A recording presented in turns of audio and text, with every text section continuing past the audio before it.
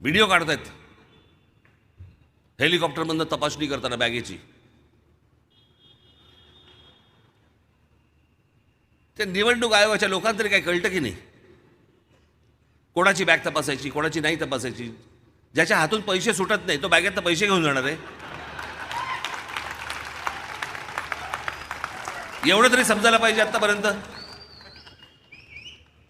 अनेक शिवसैनिकांना विचारून बघा, अनेक उमेदवारांना विचारून बघा, पैसेच सुटत नाही हातातनं. बॅगेत कोण घेऊन जाणार? काय तपासताय त्याच्या हातामध्ये?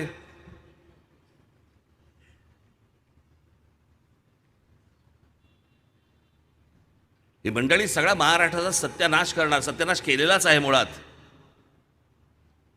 आणि ह्यांचे जे उमेदवार उभे आहेत ना, ह्याच्यावरती शिक्कामोर्तब करू नका.